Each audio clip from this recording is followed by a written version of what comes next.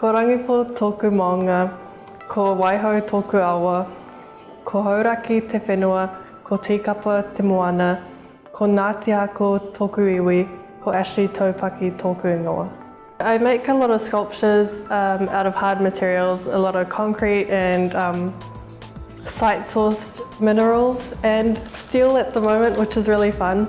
I do welding and casting. My work focuses on Māori concepts of place and placemaking and also non-human agency, so how we relate to our mountains and rivers, and also how mythology and narrative uplifts them into like a sort of livingness, which is how we perceive our land.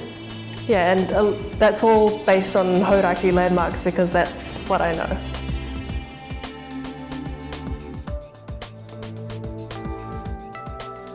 I only started doing sculpture in the last 3 years and I learned everything at Elam.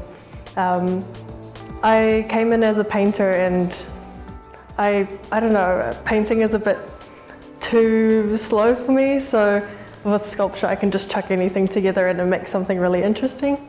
Yeah, it gets my idea across, so that's why I do it. My nana, who lives in Whangamata, she's probably the biggest influence in my art practice. Whenever we go to the beach and stuff, she just talks and talks as like grandmas do, and a lot of that was like narratives about the area, narratives about the plants, narratives about people, so that kind of just got me going. And then yeah, her stories are, I don't know, they're kind of the basis of my making. I recently exhibited at the New Artist Show at Art Space, and yeah, I also showed it to Uru, which is huge because it's like the second biggest gallery in Auckland, so I was like, this is cool, I don't know. It only goes up from here, so that was exciting. I just always wanted to do art since I was a kid, and my family are pretty proud.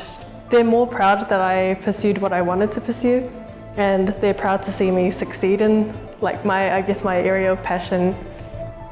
I can give back to Ngāti Hako by uplifting our stories, our narratives, our histories in a way that hasn't been done before, and that's probably what's most important to me. In my view, Māori arts allow a point of access for the wider community in Aotearoa to understand our beliefs, our histories, our stories, and it's just vibrant. I mean, it's so intricate, it's so vibrant, it's so diverse. It adds a lot to who we are as a people.